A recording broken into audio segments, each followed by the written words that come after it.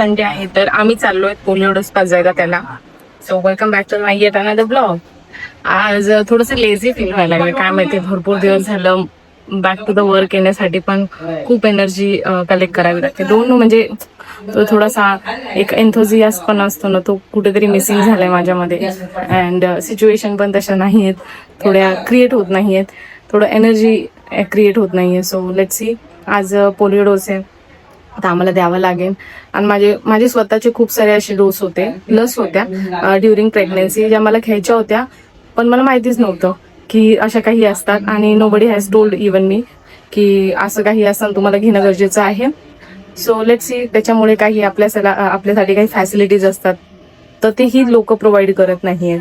तर आता मी बघते खाली जाऊन भरपूर ठिकाणी पोलिओ डोसेज आहेत.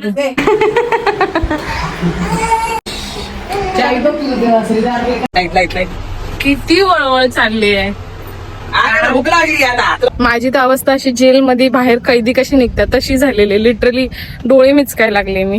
हा गो, इतकं ऊन, बापरे. मला माहितीच नाही, घरामध्ये असते त्यामुळे मला बाहेरच्या वातावरणाची कल्पनाच नाहीये. आता बघू, मम्मी तर म्हणते खूप गर्दी आहे, काय होणार आहे काय माहिती.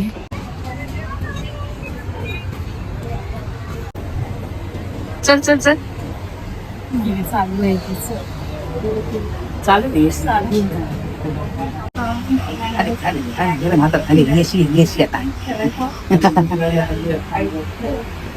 एकदाच तिथे सगळे, ती लहान पोरगी आहे ना, ती तिचे बाबा तिला बोलले चॉकलेट खा नाही तर आईस्क्रीम खा, पण काहीतरी खा. आणि देन तू पण थुकू नको बोलले, थुकू नको बोललं. म्हणजे हे थुकू नको नाही तर घरी येऊन देतील पुन्हा. Hello to guys. अरे पौर्णिमा इकडे बघ ना, माझ्या जरा इज्जत.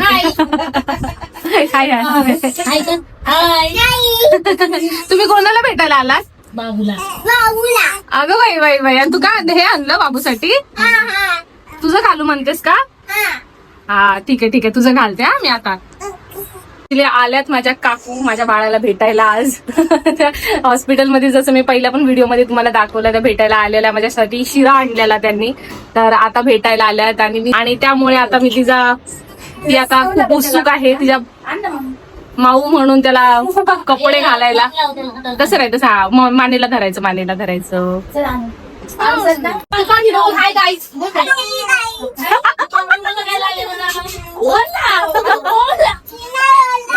बाबूला बघायला आले छोटेसा.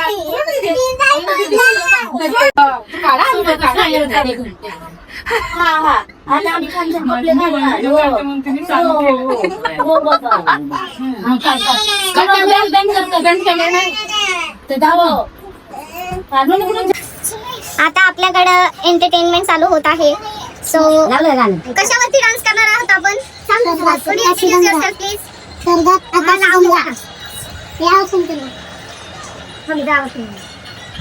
अगं बाई तिला दाखव, पुढे दाखव.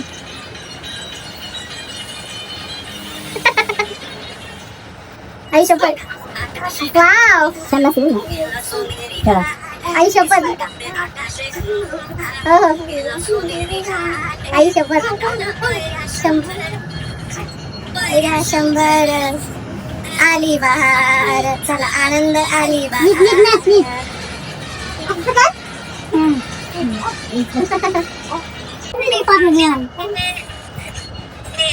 आता नाही का मराठी याच्यावर कार्यक्रम आधी देवांचा वैशाली शिंदे दिले का कार्यक्रम? आता शिंदेचा नाही का ते बीडची पोरगी द्यायची मध्ये, एक कल्याणची होती. अशा मध्ये असतात ना पोरी, त्या लहान पुरी असतात तिला, लय मोठ्यात त्या, 8-9 वर्षाच्या पुरी त्या. म्हणून मस्त होईल पुढे गेलं. तू कुठे चालली आता? हा, कुठे चालली तू आता? फोन घरी चालले आता माझ्या. घरी चालली आता माझ्या. म्हणून एवढी स्टाईल मारायला लागलीस का? घर कुठे तुझं? आला मधुमामीची झाडी आहे. फोटो काढ ना, बोल. चल बाबा, ताईला घरी माझ्या. चल माझ्या घरी. मावशीला चल बोल. मावशी चल. लवकर ये, बाबूला घेऊन ये म्हणा दीदीला. बाबूला घेऊन ये, दीदीला घेऊन ये. दीदीला पण घेऊन ये, बाबूला पण घेऊन. बोलायचं दीदी आता खलं मावशीची मुली घेती मावशी सो हे गाईज जसं की तुम्ही बघितलं माझी बहीण आणि माझ्या काकू माझ्या बाळाला बघायला आलेल्या. छान दुपारचं जेवण झाल्यानंतर ना बाळ खूप रडत होतं. काही केल्या बाळ कशामुळे रडतंय हे काही कळतच नव्हतं. बहुतेकदा बेबीला गॅसचा प्रॉब्लेम होतो, त्यामुळे शेजाऱ्यांनी मला त्याच्या स्टमकवर लावायला एक रोल ऑन दिला. थोड्या वेळाने तो शांत राहिला खरं, पण पुन्हा एकदा रडू लागला. संध्याकाळ झालेली होती, खूप पाऊस पडत होता, पण विचार केला आता जर थांबले तर खूप कठीण होऊन बसेल. त्यामुळे थेट आता क्लिनिकचा रस्ता गाठायचं ठरवलं. जातानाही बाळ खूप रडत होतं. खाली खूप जोराचा पाऊस पडत होता. जोरदार पावसामुळे खाली आल्यावरती रिक्षाही भेटेनाशी झाली. असंच बाहेर बाळाला जाऊन घेणं हे अवघड, त्यात पाऊस पडत होता. कशी रिक्षा पकडली आणि क्लिनिकला गेलो. खरं क्लिनिकला गेल्यावरती जनरली त्याचं वेट चेक केलं आणि नंतर ना डॉक्टरने त्याला चेक केलं. डॉक्टरही बोलले जनरली हे लेकरांसोबत गॅसचा प्रॉब्लेम होतच असतो. त्यांनी सिंपल प्रिस्क्रिप्शन लिहून दिले. कितीही साधा सरळ किंवा रेग्युलर प्रॉब्लेम जरी असला तरीही लेकरांना केविलवाने रडताना बघताना खूप वाईट वाटते आणि ते रडताना काही सुचेनासं होत नाही. सपोज जर कोणी माझा व्हिडिओ हा बघत असेल आणि त्यांना बऱ्यापैकी नॉलेज असेल किंवा त्यांना माहिती असेल की गॅस किंवा लहान पोरांचे असे काही प्रॉब्लेम जे लगेच रिझॉल्व्ह होऊ शकतात, तर प्लीज कमेंट बॉक्समध्ये मला हेल्प करा.